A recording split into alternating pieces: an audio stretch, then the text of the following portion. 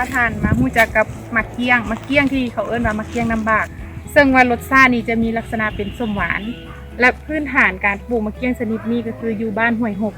มื้อนี้เขาจะมาลมกับผู้ที่ดำเนินอาชีพในการปลูกมักเกี้ยงตัวนี้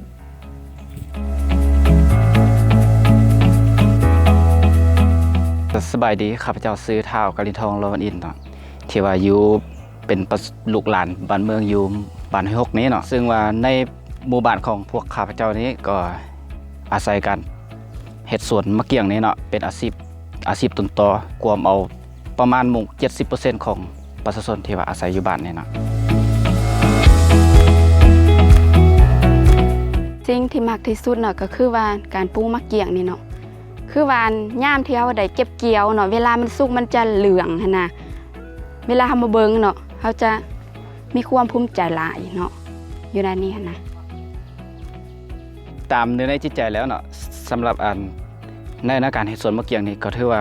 ข้าพเจ้าก็ถือว่ามักเนาะเพราะว่าเฮ็ดมาตั้งแต่เส้นปูเส้นหญ้าพุ่นแล้วเนาะเฮ็ดมาหลายสุคนแล้วซั่นๆเนาะโดยจุดประสงค์ของข้าพเจ้าแล้วเนาะถือว่ามักฮักในวิชาชีพนี้ก็คือว่าอันตัวนี้เป็นอาชีพเสริมที่ว่านอกจากเป็นเวียกอันนึงเนาะที่ว่าเฮาบ่ได้เฮ็ดบ่หมายความว่าเฮาจะเฮ็ดตลอดเฮาอาศัยว่างวันเสาร์วันอาทิตย์เนาะนอกจากโมงราชการแล้วเฮามาเฮ็ดเนาะตัวนี้เนาะเพื่อว่าจะเป็นรายรับเสริมจากเงินเดือนของพวกเฮาเนาะตัวนี้เนาะแต่ว่าที่จริงแล้วถ้าว่าเฮาเฮ็ดเฮาก็อาศัยอยู่กับธรรมชาตินี่ถือว่าก็เป็นความสุขแบบนึงเนาะอีกอย่างนึงก็เป็นการอนุรักษ์ก็คือว่าตัวข้าพเจ้านี่ก็อยากอนุรักษ์มะเกี้ยงเมืองนาบากเนาะมะเกี้ยงพื้นเมืองตัวนี้เอาไว้เนาะตัวนี้เนาะจนว่าเส้นลูกเส้นหลานมันเมื่อก่อนนี่การปลูกฝังปลูกมะเกี้ยงนี่อาศัยธรรมชาติการปลูกตอนนั้นหั่นอาศัยธรรมชาติถือว่าปลูกนี่ประมาณ 7-8 ปีเพิ่นได้จึงได้เก็บเกี่ยวนั่นเนาะแต่ว่าปัจจุบันนี่ก็คือทางผู้เชี่ยวชาญทางวิชาการจากของการกสิกรรมเพิ่นมาช่วยให้ข้อมูลมาสอนให้ความรู้ก็คือว่าการปลูกนี่ก็คือว่าเดี๋ยวนี้หั่นปลูกมะพร้าวเราเอามะเกี้ยงเสียบไส้แล้วก็เป็นต้นก็คือการติดตาในการทมงานนี่สินั่นน่ะจึงเฮ็ดให้ประมาณ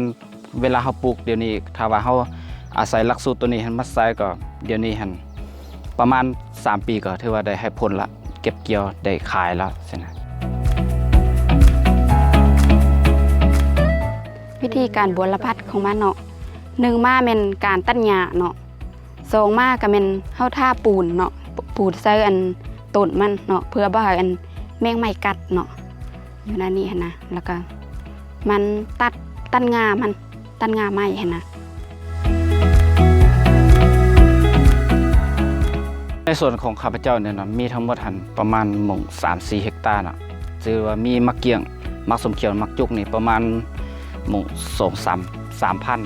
กว่า 3,000-4,000 ต้นเนาะซึ่งรายรับแต่ละปีนี่ก็ประมาณต่ำสุดก็ระดับ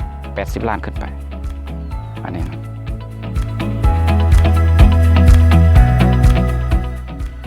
แนะนำให้สาวหนุ่มเนาะให้หันมาเฮ็ดกสิกรรมให้หลายขึ้นเนาะเพราะว่าอาชีพมันก็เป็นอาชีพหลักของเฮาก็ว่าได้เนาะอยู่ในนี้นะมันจะสร้างรายรับให้แก่ครอบครัวหรือว่าตนเองก็ว่าได้เนาะอยู่ในนี้นะบุคคลผู้ใดเนาะหากสนใจเกี่ยวกับการปลูกฝังก็คือการปลูกมะเกี้ยงนี้เนาะถ้าว่าอยากมาเรียนรู้ขั้นตอนเกี่ยวกับเฮ็ดแนวใดวิธี